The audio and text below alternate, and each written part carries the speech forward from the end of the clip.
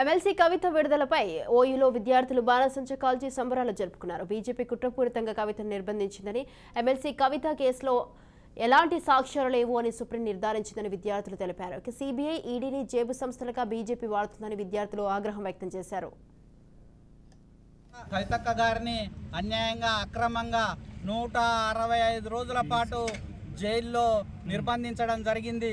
Liquor scam అని చెప్పి ప్రతి రాష్ట్రానికి ఒక లిక్కర్ పాలసీ అనేది ఉంటుంది.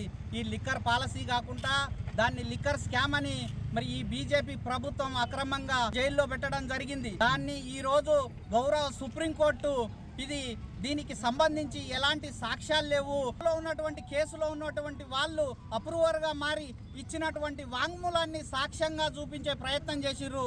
దాన్ని గౌరవ సుప్రీంకోర్టు ఎంత మాత్రం ఒప్పుకోకుండా సాక్ష్యాలు ప్రొడ్యూస్ చేయలేదని చెప్పి ఈరోజు కవితక్క గారికి బెయిల్ ఇవ్వడం జరిగింది. ఈ బీజేపీ ప్రభుత్వం ఈ సిబిఐని, ఈడీని తమ జేబు సంస్థలుగా వాడుకొని ఈ దేశంలో ఉన్నటువంటి అన్ని రాజకీయ పార్టీలను, వాళ్ళు చెప్తే వినకుండా ఉన్నటువంటి పార్టీలను మరి భయభ్రాంతులకు గురి చేస్తూ ఉన్నారు.